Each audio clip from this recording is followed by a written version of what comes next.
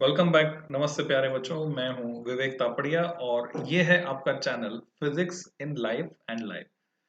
बच्चों, जैसा कि आप सभी को पता है, सीबीएसई बोर्ड में टर्म 1 के एग्जाम आपके सर पर आ गए हैं।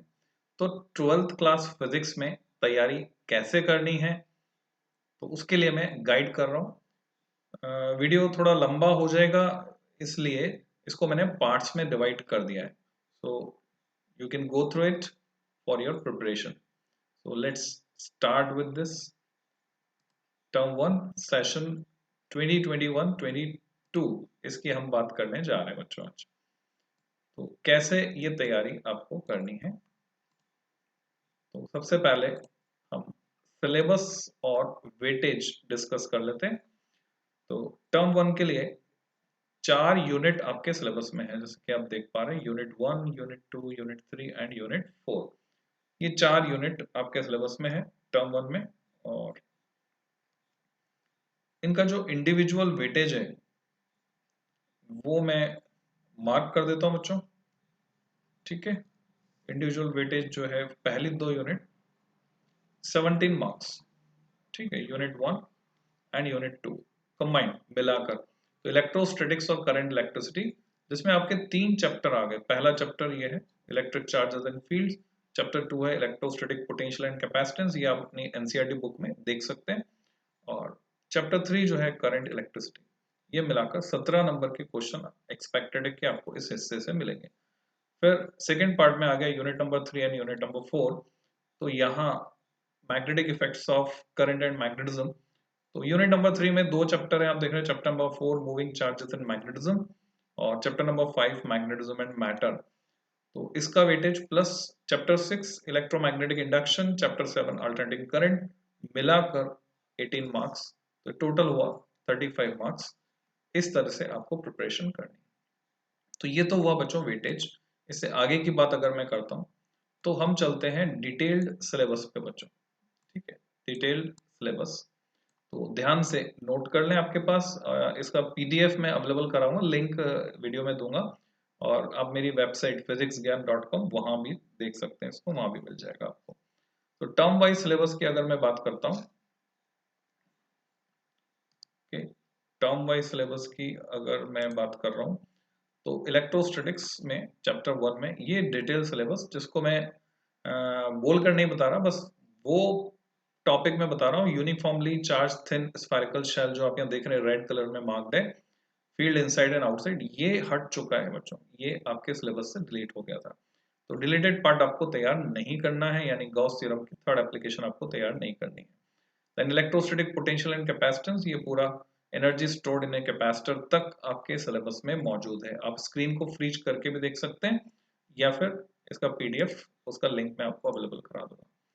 सो नेक्स्ट, करंट इलेक्ट्रिसिटी में अगर हम बात करें, तो जनरल सिलेबस है, पर जो विशेष बात है, जो चेंज हुआ है, जो आपको ध्यान रखना है, व्हीटस्टोन ब्रिज या मीटर ब्रिज का सिर्फ क्वालिटेटिव आइडिया आपके सिलेबस में है, आपको फुल डिटेल में नहीं जाना है। ओनली क्वालिटेटिव आइडिया तक प्रिपेयर करना है व्हीटस्टोन ब्रिज या मीटर ब्रिज को। ऐसे ही पोटेंशियोमीटर को भी प्रिंसिपल एंड एप्लीकेशन, ये भी क्वालिटेटिव आइडियाज ओनली हैं, यानी लिमिटेड हो गया, यूं मान लीजिए। तो आपको डिटेल में नहीं जाना है इन टॉपिक्स के लिए।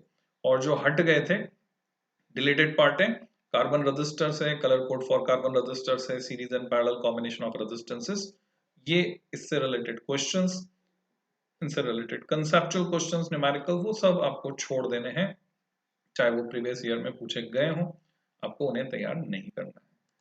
इसके आगे अगर हम बात करते हैं magnetic effects of current and magnetism, तो चैप्टर नंबर 4 में से साइक्लोट्रॉन, जो कि इंपॉर्टेंट टॉपिक हुआ करता था, वो अब आपको तैयार नहीं करना है। बाकी सब आपके सिलेबस में है चैप्टर नंबर 4 से। तो यहाँ आप देख सकते हैं टोटल सिलेबस आपको नजर आ रहा है।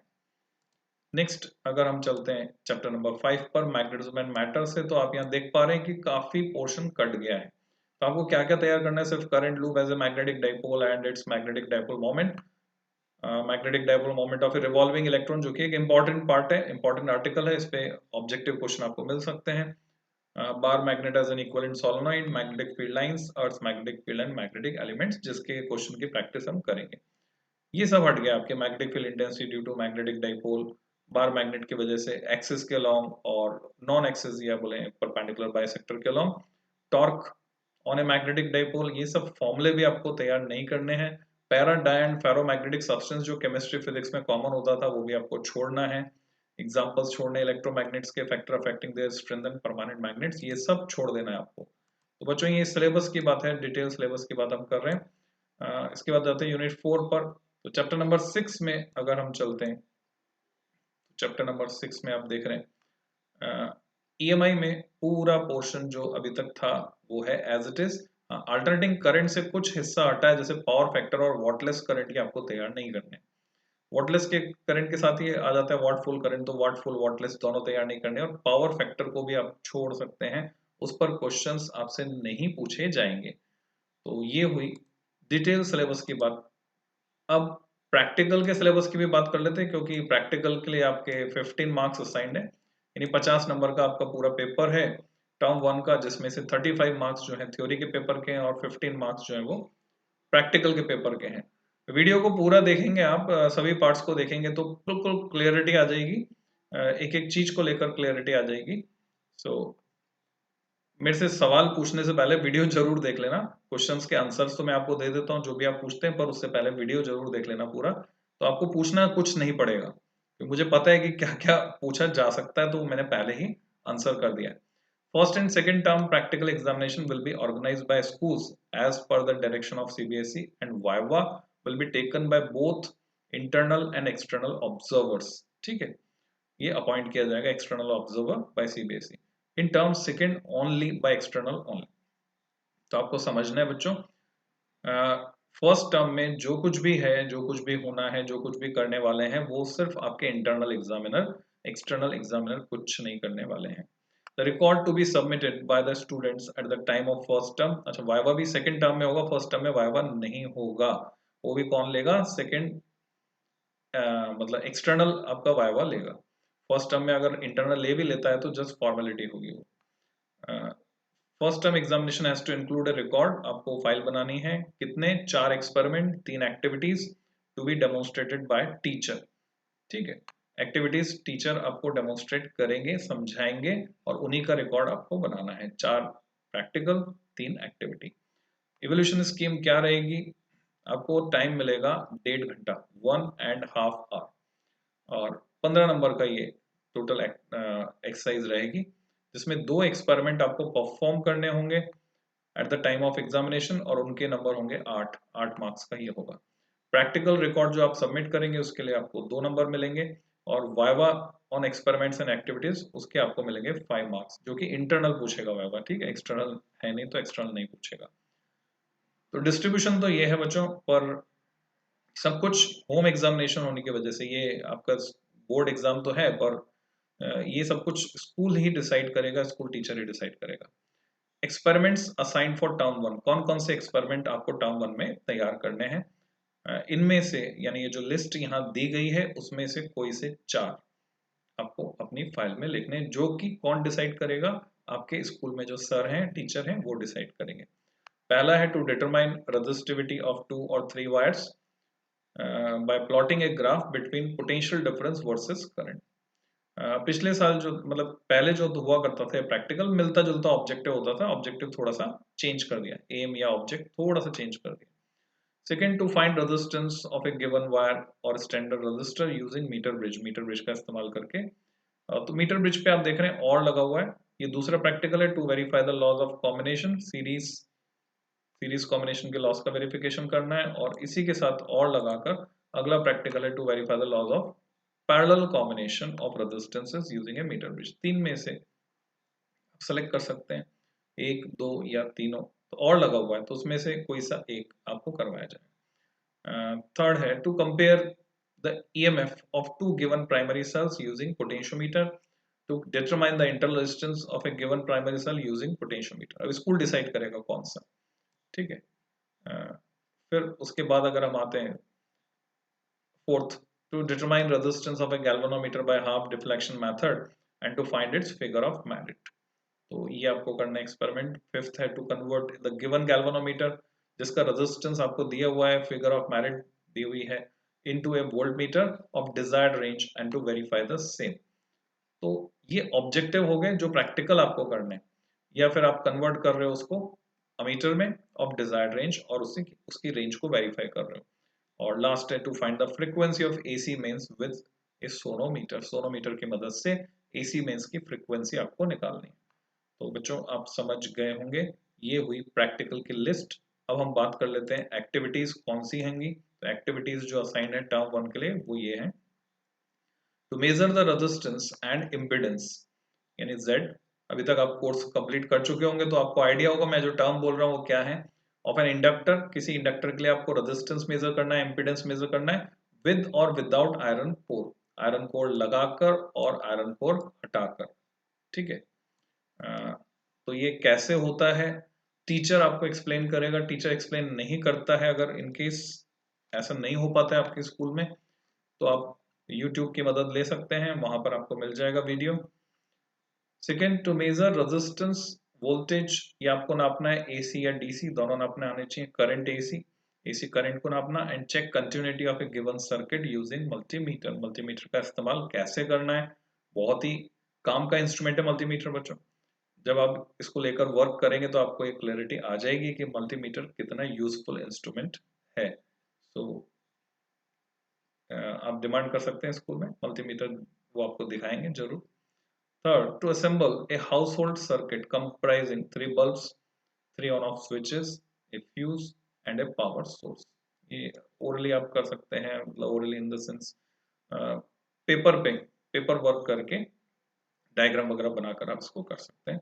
To assemble the components of a given electrical circuit, ये सब पुरानी एक्टिविटीज हैं, पहले भी हुआ करती थी, वहां से आपको एक कॉपी करनी है अपनी फाइल में समझते हुए। इस पे कोई भी क्वेश्चन टीचर आपसे पूछ सकते हैं, इनके जो कंसेप्ट है वो आपको क्लियर होने चाहिए, क्योंकि इन कंसेप्ट्स पर क्वेश्चन आपके थ्योरी पेपर में भी आते हैं। ठीक है, हम प्रैक्टिकल से थ्योरी सीख सकते हैं बच्चों। To study the variation in potential drop with length of a wire for a study current, ये पोटेंशियोमीटर वायर पे आप एक्सपेरिमेंट कर सकते हैं, पोटेंशियोमीटर का प्रिंसिपल भी इससे लिंक्ड है। To draw the diagram of a given open circuit comprising at least a battery, resistor रहेगा उसमें या रियोस्टेट रहेगा, की रहेगी अमीटर, वोल्टमीटर, और आपको वो कंपोनेंट्स मार्क करने that are not connected in proper order circuit बनाने के बाद, और उसके बाद उस सर्किट को करेक्ट भी करके बनाना है, यानी सर्किट डायग्राम बनाने की प्रैक्टिस आपको करनी है बच्चों। तो ये हुई 5 एक्टिविटीज, जिसमें से कितनी आपको लिखनी है, 4 तो प्रैक्टिकल की बात हुई। ठीक है, और एक्टिविटीज कितनी, वापस पीछे चलते हैं बच्चों, एक्टिविटीज कितनी लिखनी है आपको, याद रहा आपको, ये रही एक्टिविटीज कितनी, 3 एक्टिविटीज 5 में से, है ना, 4 एक्सपेरिमेंट 3 एक्टिविटीज। सो ये PDF आप देख सकते हैं। उसके अलावा जो कुछ इंपॉर्टेंट फैक्टर्स हैं वो हम डिस्कस कर लेते हैं।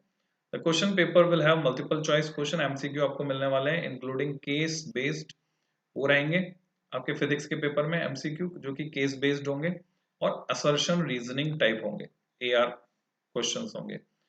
ड्यूरेशन ऑफ टेस्ट जो है 90 मिनट्स है, and it will cover only rationalise syllabus, जिसको हमने अभी अभी डिस्कस किया इस वीडियो में, ऑफ टर्म 1, जो कि अप्रोक्सीमेटली 50% है एंटायर सिलेबस का। Question papers will be sent by the CBSE to schools along with marking scheme, यानी स्कूल में नहीं बनेगा, CBSE की तरफ से भेजा जाएगा, और वो स्टैंडर्ड क्वेश्चन पेपर होगा जो सभी को सॉल्व करना होगा। The exams will be conducted under the supervision of the external center superintendents and observers appointed by CBSE, ऐसा उन्होंने अनाउंस किया है। हालांकि प्रैक्टिकल के लिए ऐसा नहीं होगा, ये बात चल रही है अभी थ्योरी पेपर की। The responses of the students will be captured on OMR sheets, अब इसकी पूरी डिटेल में वीडियो में आगे बताने वाला हूँ आपको कैसे इसको भरना है, which after scanning may be directly uploaded at CBSE portal, वहां पे स्कूल को अपलोड करनी होगी, और alternatively may be evaluated and marks obtained will be uploaded, जैसे भी पॉलिसी रहेगी CBSE की, by the school on the very same day, जिस दिन आप इसको डिपॉजिट करेंगे उससे दिन ही अपलोड होंगी। The final direction in this regard will be conveyed to the school by the examination unit of the board. तो ये जानकारी आपके किस काम की है, तो मैं समझता हूँ इस डिटेल में आपको जाने की जरूरत नहीं है, ये स्कूल्स के लिए है। हाँ, एक जनरल आइडिया आपको इससे मिल रहा है। Marks of the term 1 examination will contribute to the final overall score of the students. आपका जो total score होगा उसमें term 1 के marks जुड़ेंगे, ये आपको clarity होनी चाहिए। ड्यूरेशन एग्जाम का क्या रहेगा? लेटेस्ट नोटिफिकेशन आया बच्चों 6 तारीख को, अभी अभी 6 नवंबर को, उसके हिसाब से 90 मिनट का ये ड्यूरेशन फाइनल है। where are some changes exist, the same is as per curriculum and as mentioned in the admit card। आपके एडमिट कार्ड में लिखा रहेगा। तो क्या क्या चेंज है प्रीवियस ईयर से? एग्जाम आपका 11:30 बजे शुरू होगा बजाय 10:30 के, ठीक है। जनरली 10:30 शुरू हुआ करता था, पर ये एग्जाम आपका 11:30 शुरू होगा, keeping in view the winter session. तो सर्दी आपको नहीं लगेगी, बचा रहे हैं आपको, है ना, सब कुछ आपके फेवर में है। Reading time before start of the examination will B 20 minutes, बढ़ा दिया गया, पहले 15 मिनट दिया करते थे इंस्टेड ऑफ 15 मिनट। अभी आपको 20 मिनट मिलने वाले हैं पेपर पढ़ने के लिए, लिखना शुरू करने से पहले। प्रैक्टिकल और इंटरनल असेसमेंट या प्रोजेक्ट की बात की जाए तो उसमें कोई भी एक्सटर्नल एग्जामिनर नहीं अपॉइंट किया जाएगा टर्म 1 के लिए। यानी आप फैमिलियरिटी बना के रखें अपने स्कूल टीचर के साथ, तो आपको आसानी रहेगी, सब कुछ फैमिलियर रहेगा वहां पर। by the CBSE, schools have to complete the practical assessment with concerned school teachers, उन्हीं के साथ होगा। Schools will use their own answer books, copy भी स्कूल ही देगा, and preserve them safely, उनको सेफली रखें। तो इसमें आपका कुछ लेना देना नहीं है, प्रिजर्व दे वो स्कूल का हेडेक है। रफ वर्क के लिए कुछ बच्चों को डाउट हो सकता है कि रफ वर्क हम कहाँ करेंगे, क्योंकि नेचर तो ऑब्जेक्टिव है और भरना भी आपको किसमें, OMR शीट में भरना है। तो सेपरेट शीट आपको प्रोवाइड की जाएगी एग्जामिनेशन सेंटर पर, जिसमें आप रफ वर्क कर पाएंगे। और क्या गाइडलाइंस रहेंगी? रोल नंबर्स आपके अपलोड हो जाएंगे 9 तारीख तक। तो बच्चों कल कल 9 तारीख है, कल परसों परसों 9 तारीख, तो 9 तारीख तक ये अपलोड हो जाएंगे या हो चुके होंगे, आपको मिल गए होंगे। Will also supply detailed guidelines, वो सारी डिटेल गाइडलाइंस आपको मिल जाएगी 9 नवंबर तक। Requirement and supply of OMRs. CBSE will supply customized OMRs online to the examination centers, having details of a student permitted to appear in the examination। वो पूरी detail के साथ आपके स्कूल में पहुंच जाएगी A4 साइज के पेपर पर। स्कूल वाले ही छापेंगे उसको, OMR को, और छापकर आपको देंगे। CBSE से छपी छपाई नहीं आएंगी। खैर, इससे हमें कुछ लेना देना नहीं है। हाँ, भरना कैसे है उसकी बात हम इसमें कर लेते हैं। तो लेटेस्ट 6 तारीख को ये नोटिफिकेशन CBSE ने स्कूल्स में भेजा है। Demystifying OMR to be used in term 1 examination, तो इसके रिगार्डिंग है।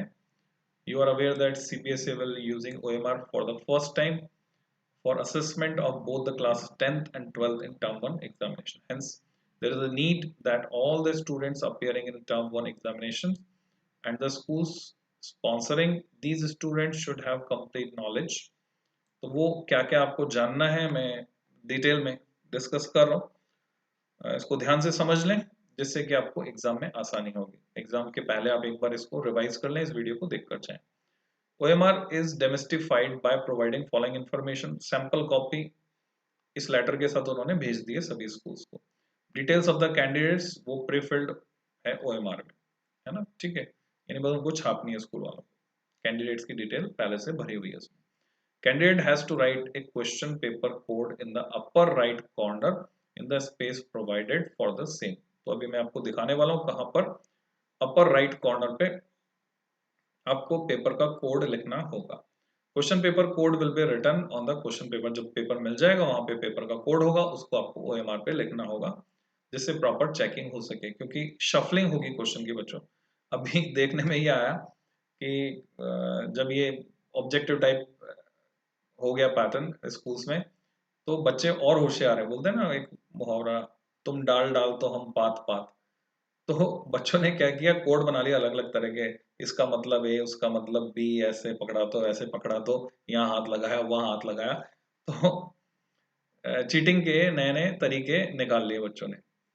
तो यहाँ पर क्या रहेगा बच्चों, अलग अलग कोड रहेंगे पेपर के। तो चीटिंग अगर करते हो तो उसमें क्वेश्चन के नंबर शफल्ड रहेंगे, तो आप मतलब ये सक्सेसफुल नहीं हो पाएगा।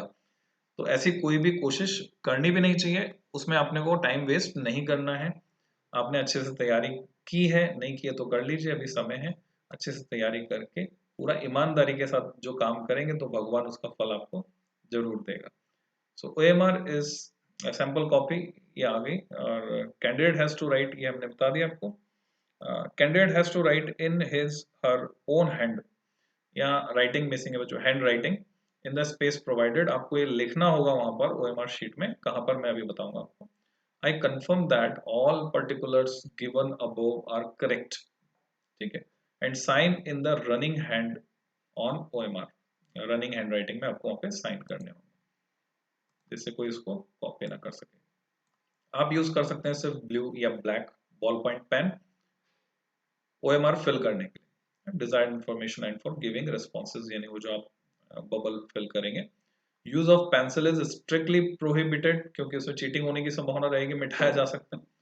If it is found that the candidate has used the pencil for filling OMR, this will be considered as use of unfair means and action will be taken against the candidate. तो हमें क्या जरूरत है, हम pencil इस्तेमाल नहीं करने वाले हैं, ठीक है, हम पेंसिल इस्तेमाल नहीं करेंगे, आपको इस्तेमाल करना है pen, ball point pen, black या blue.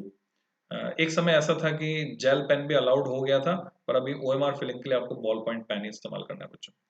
Following are the important features OMR के, क्या है, स्पेस है वहां पर 60 क्वेश्चन तक हम आंसर कर सकते हैं, हालांकि आपको उतने आंसर करने जितने रिक्वायर्ड हैं in an OMR irrespective of the total questions given in the question paper. Extra provision दिया गया।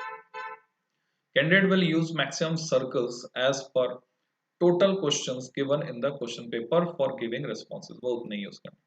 This should be only in serial sequence में रहेंगे ना, 1 2 3 4 नंबर लिखे रहेंगे। Answers given after the maximum question number will not be evaluated, ठीक है। अब आपको बोला है 25 में से 20, आपने 25 के 25 भर दिए, तो वो आपको इंस्ट्रक्शन पहले ही मिला है, पेपर में भी लिखा रहेगा, शुरू के जो 20 है वही जांचे जाएंगे, वही चेक होंगे, बाकी नहीं होंगे। Meaning thereby if there are 45 questions in some question papers, the candidate is changing question number 46 in OMR and writing this question as 45 and then giving the answer, it will not be evaluated, ये आपको समझना होगा, ठीक है। आप उसमें आप कोई मॉडिफिकेशन नहीं कर सकते हैं। For giving a response, 4 circles A, B, C and D are given in the front of each question in a row, एक लाइन में आपको लिखे हुए मिलेंगे A, B, C, D, उसमें से आपका जो भी आंसर है आप उसको बबल को फिल कर देंगे। जैसा आपने कंपटीशन प्रोफाइल में कभी अटेम्प्ट किए होंगे, ओलंपियाड वगैरह अटेम्प्ट किए होंगे, तो उसमें ऐसे ही किया जाता है। Candidates once confident about the correctness of reply should darken the circle with a pen, ठीक है, आपको काला कर देना है पेन से। After 4 circles are over, 4 circle के बाद आपको एक बॉक्स दिया गया है उसी लाइन में, आपको वहां पर करेक्ट ऑप्शन लिखना है कि आपने जो सर्कल काला किया कौन सा, A, B, C या D, that is A, B और C और D, जो भी आपका फाइनल आंसर है। After the box again a circle is given ahead of box, इस बॉक्स के बाद एक और सर्कल दिया है, where in the question number is also written inside the circle, 1 2 3 4 ऐसे नंबर लगा है उसमें भी।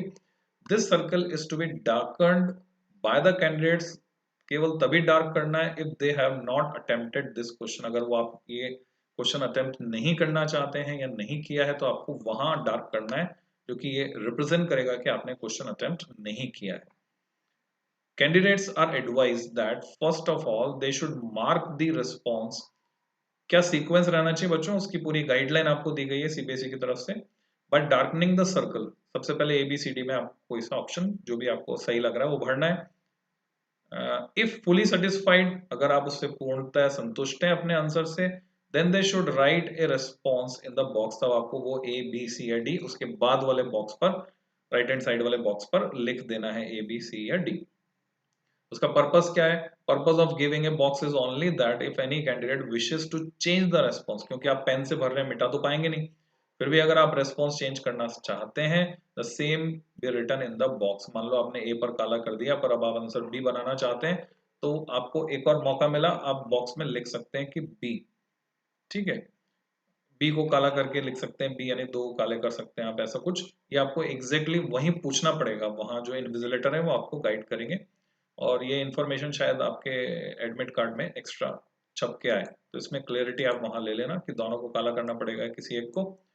Even if a candidate is satisfied with darkening the circle, अगर आपने A, B, C या D में से किसी को डार्क किया है, मान लो B को डार्क किया और आप उससे संतुष्ट हैं, this response has to be written in the box, तो भी आपको बी तो लिखना ही है वहां पर उसके अगले बॉक्स में। Candidates have to reply both in a circle and in the box, दोनों मैनर में आपको वहां जवाब लिखना है। Reply written in the box will be treated as final, तो यहां से आप समझ लो। ठीक है बच्चों, फाइनल किसे माना जाएगा? जो आपने बॉक्स में लिखा है ए बी सी या डी, उसको फाइनल माना जाएगा। If the box is empty, खाली छोड़ दिया आपने, and the response is marked in the circle, response circle का मार्क किया है, it will be considered that the question has not been attempted by the candidate. तो यहाँ ये पॉइंट जो है थोड़ा ध्यान से समझ लो। आपने बॉक्स को खाली छोड़ दिया जहां पे आपको ए बी सी या डी लिखना था, पर रिस्पॉन्स आपने मार्क कर दिया है सर्कल में, तो भी नॉट अटेम्प्टेड माना जाएगा।